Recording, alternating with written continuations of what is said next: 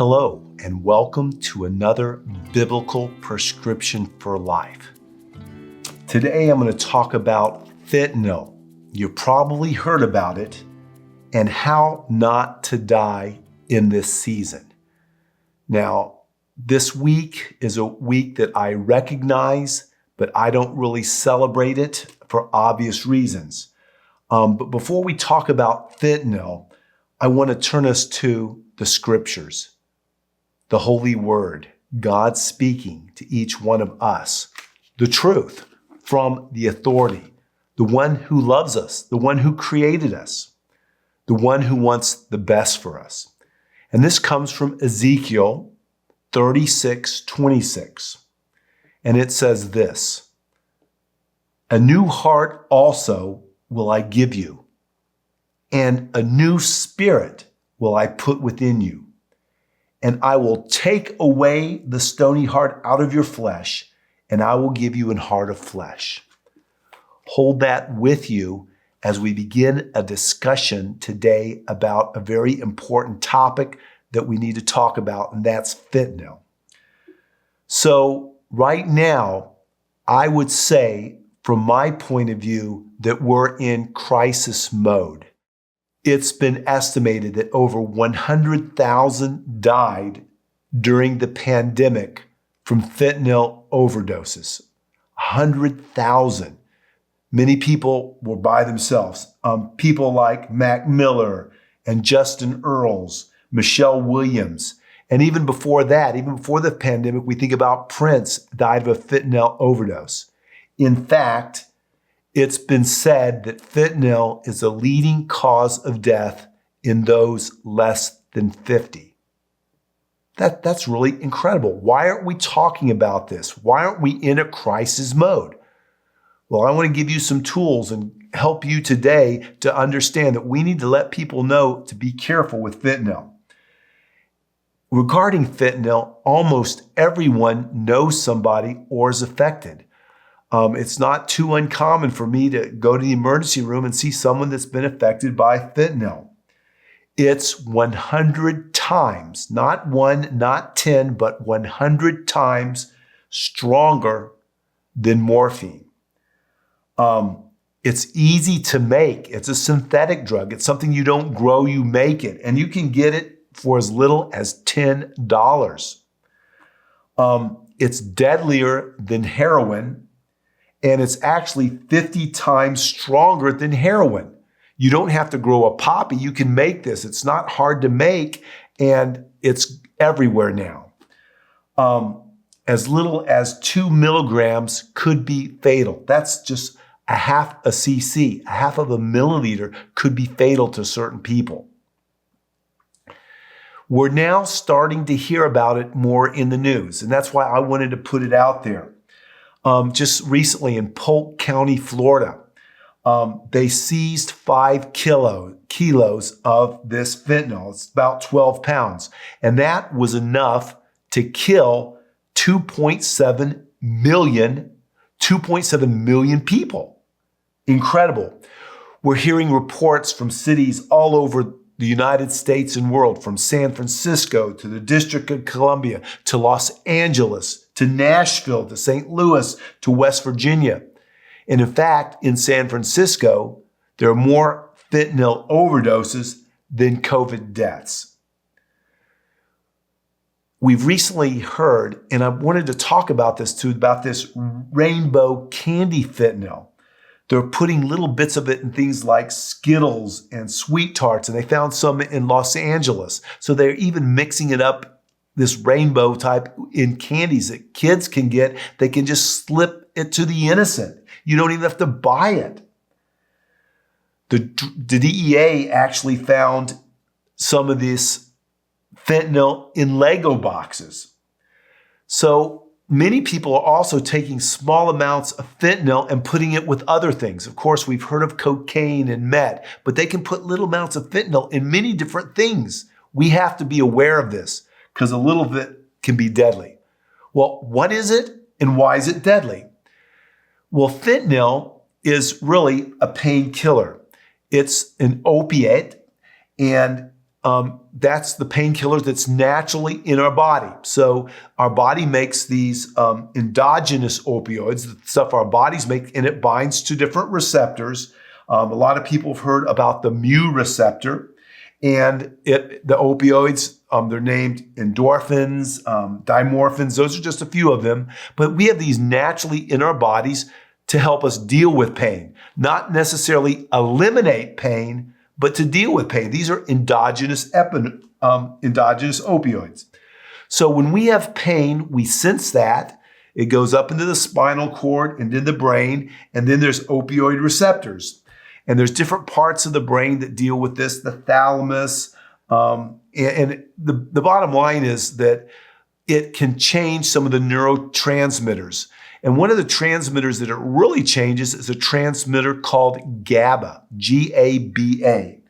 And this is an inhibitory neurotransmitter. So what happens is when this is inhibited, then all of a sudden the body makes dopamine like crazy. So dopamine is dumped into the system. Dopamine's that feel good, I just feels great, I can't get enough of it type of chemical. And the body, of course, it deals with pain pretty well, but it makes you feel good, but you become tolerant to it. So you need more and more and more dopamine to get the same sensation as time goes on. So when dopamine floods the system, it's not good. Now, we've used fentanyl in medicine for a long time, very controlled use. We've used it for things like cancer, uncontrolled pain. We've mixed it with anesthesia. But the problems we get with fentanyl, this synthetic opioid that binds to these receptors and floods our system with dopamine, is that if we get too much of it, it gets into the brain and it can also depress our respiratory system. So basically, we quit breathing, we die. This is a big problem, this respiratory depression. And it's a growing problem that we're seeing in our society as we looked at the numbers. Why is that? Because it's so easy and cheap to make. The quality is not as good as it used to be. They're mixing small amounts of fentanyl with many other things. And also we're just finding out that if you do away with it for a while, especially those that are incarcerated, then they get out and then all of a sudden the nerves are sensitized. They just need more and more of this fentanyl to get the same sensation. So what do we do? What do we do? What do I do? What do you do? Well, we need lots of tools in the toolbox to help. And it's just not one tool. It's all the tools working together, us using whatever tool you can use best. A lot of people today, we want to educate, talk about it, recognize it's a problem. Be careful if we're going out taking candy. Be super careful. Try to avoid any of this if possible. If you're going to the hospital, if you can avoid getting a fentanyl product, if you can get by without it, that's something to consider. So education, avoidance, harm reduction. A lot of people are talking about harm reduction. So what they're doing is they're giving people this fentanyl type product under controlled situations where they can monitor their respiratory system. They can make sure they have clean needles. They can make sure they have clean substances. Harm reduction. But I think something very important is it's just not one thing. It's the relationship that we have. A lot of the people with fentanyl, they die alone. No one's there to watch them. But this is such a big problem that our brains lose control. Our brains aren't in control. We're controlled by this dopamine fix that this fentanyl helps create, and it's very, very hard to break this habit. It needs a team. It needs relationships. It needs using every tool in the toolbox. And when we think about it, when you changed your brain, both for the good and for the bad, you change a life. If we would have the right solution for the fentanyl problem, we would have already used it. But there's many different ways we can get at it, but I think we need relationships. Using what tools you have to help those in need. If you see someone that needs your help, get into a relationship with them. Make sure they have Narcan nearby. That reverses this. Very important to have Narcan nearby. Make sure they're not alone. Make sure someone's helping them, educating them, figuring out ways to help them get through this. And then they have to realize that if you change your brain, you're going to change your life.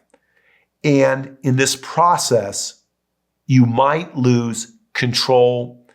You might lose everything. The leading cause of death in those younger than 50. Now in candy that's going to be passed out probably this weekend. Hidden and laced in many different things. As cheap as $10 to get. We have a crisis. We have a major problem. So when we think about changing brains and changing lives, that brings me back to our text today. Ezekiel 36:26. It gets us back to relationships. It gets us back to tools, to biblical prescriptions, to change a brain, to change a life. Ezekiel 36:26. A new heart also will I give you, and a new spirit will I put within you, and I will take away the stony heart of your flesh, and I will give you a heart of flesh. For those that are changing their brain with fentanyl, one of the things that we can do is pray for them, that they will get into the scriptures, that God, who has all power, who has all ability, who has all authority, can change a life. Many people have said that this is the way they broke this severe addiction of fentanyl. And it's a problem. But remember, sometimes it's what drives people to this. That's the real problem. And if they have pain in their lives, suffering, if we can get them to the real source of truth, the real source of hope, the real authority, this can help obviate the need for them to trying to find pleasure in something else. I want my greatest pleasure to be in spending time with the God of the universe who loves me, who knows what's best with you, who can actually cast out my old brain, can change my brain, which will subsequently change my life. So this weekend, be careful out there. Stay away from candy if you can, and realize that fentanyl's a big problem. If you have it in your neighborhood, go to the store and get some Narcan so you can do something to help. If you know someone that needs your help, develop a relationship. Talk to them about all the tools, but realizing that the tools might need something more. And I'm suggesting that this something more is relationship. Relationship with the person, also relationship with our ultimate physician that can create a new brain. So I hope this was useful for you. If you like it, give it a thumbs up, give it a comment below, and I'll be back soon with another biblical prescription for life.